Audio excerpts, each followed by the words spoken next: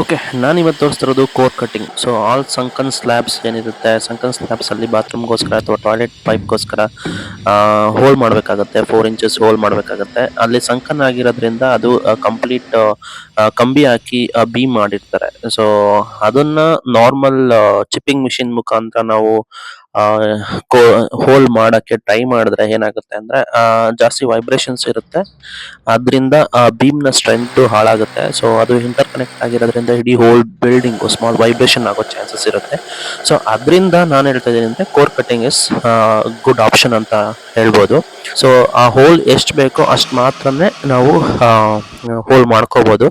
ಅದರಿಂದ ನಾವು ಜಾಸ್ತಿ ಏರಿಯಾ ಚಿಪ್ಪಿಂಗ್ ಮಿಷಿನ್ ಮುಖಾಂತರ ಹೊಡೆದು ಹಾಳು ಮಾಡೋದಾಗ್ಲಿ, ಕಂಬಿಗಳನ್ನ ಬೆಂಡ್ ಮಾಡೋದಾಗ್ಲಿ ಆ ಥರ ಏನೂ ಇರಲ್ಲ.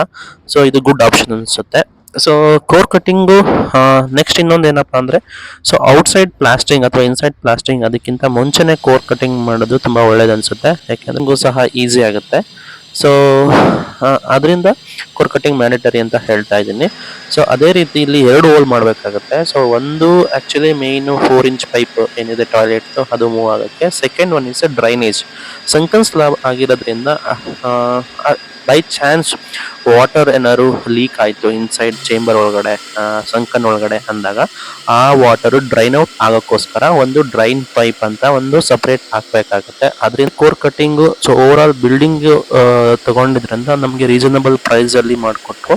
ಸೊ ಬೇರೆ ಎಲ್ಲ ಕಂಪೇರ್ ಮಾಡಿದಾಗ ಇವ್ರು ನಮಗೆ ಒಂದು ಒಳ್ಳೆ ಪ್ರೈಸಲ್ಲಿ ಕೋರ್ ಕಟ್ಟಿಂಗ್ ಮಾಡಿಕೊಟ್ಟಿದ್ದಾರೆ. ಅದೆಷ್ಟಂದರೆ ನಮಗೆ ಪರ್ ಹೋಲ್ 300 ರುಪೀಸ್ ಅಂತ ಚಾರ್ಜ್ ಮಾಡಿದ್ದಾರೆ. Even 4 inch or 2 inch or 1 inch whatever the hole, 300 rupees. But including chimney pipe ಏನಿದೆ ಸೊ ಅದು ಸೇರಿ ನಮಗೆ ಟೋಟಲ್ ಆಗಿ 300 ರುಪೀಸ್ ಅಂತ ಚಾರ್ಜ್ ಮಾಡಿದ್ದಾರೆ. ಸೊ ನಾವು ನಾರ್ಮಲ್ ಆಗಿ ಚಿಮ್ನಿ ಹೋಲ್ ಒಂದೇ ಮಾಡಿಸ್ತೀವಿ ಅಂದಾಗ 500 to 600 ಚಾರ್ಜ್ ಮಾಡ್ತಾರೆ. ಸೊ ನಾವೇನು ಮಾಡೋದು, ಕಂಪ್ಲೀಟ್ ನಮಗೆ ಎಲ್ಲಿ ಹೋಲ್ ಬರುತ್ತೆ ಅಂತ ಗೊತ್ತಿರೋದ್ರಿಂದ ಎಲ್ಲನೂ ಅಟ್ ಎ ಟೈಮ್ ಮಾಡಿಸಿರೋದ್ರಿಂದ ಸೊ ನಮಗೆ ಓವರ್ ಆಲ್